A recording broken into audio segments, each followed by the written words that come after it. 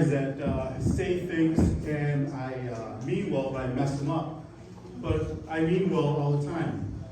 I was at a little kid's birthday party, and there was a little girl standing over there. She's smiling at me. And I went over to her and I said, "Oh, look at you, sweetheart. Aren't you just the prettiest little thing? I just want to turn you into a little Amber Alert." Yeah. That's right. Everybody in the state's going to know my license plate number tonight. I went to hang out with a friend of mine. Haven't seen her in a very long time. My friend Allison. And I went to the bar. I asked for 2 beers. I grabbed 1 beer and started drinking one. And I slide one over to her. And she says, "I got some news for you." I'm like, "What's up?" She's like, "I'm pregnant." Oh. And then she says, "I want to get rid of it." I'm like, "Oh." And then she said, "What are you doing?" "I'm giving the beer back to you. But that'll hurt the baby." And I said, "What you're about to do is going to hurt the baby way more."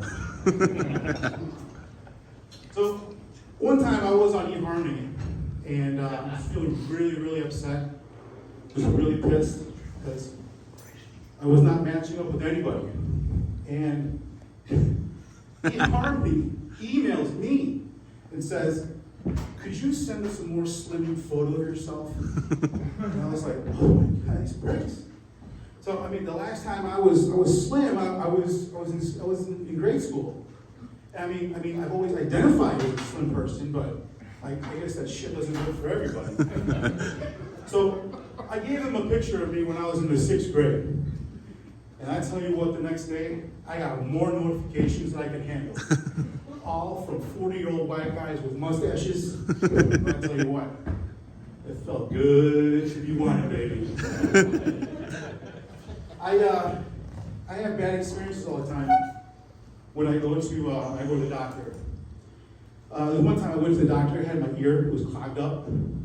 Wax shit, right? And so I'm in the waiting room, very nervous, very terrified, because as a big guy, scales, doctors, they just terrify me. So the nurse calls my name, I get on, step on the scale, she just walks away, and I'm like, "What, aren't you gonna write that down?" And she's like, "I'm not gonna forget that number." And I'm like, "Oh my God, you hurt my feelings, you medical cunt."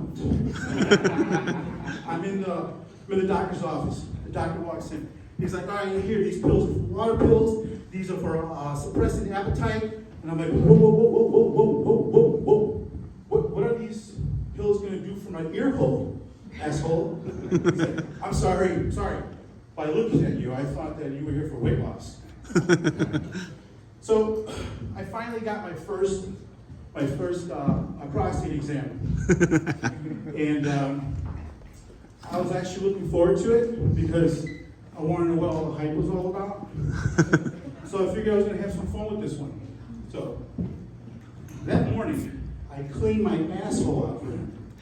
I took some Continental wipes and I just reamed myself for him.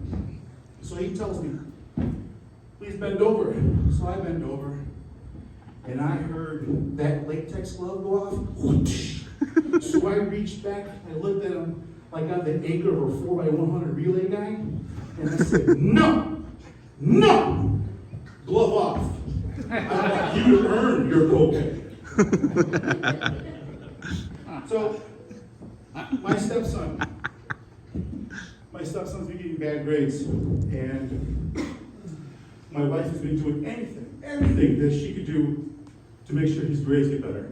So I told her, "You know what, when I was a kid, when I get bad grades, my father would tell me, 'Son, if you keep coming home with bad grades, I'm going to pull your pants down, and I'm going to spank you.' My wife says, 'You know what, go for it, nothing's working.'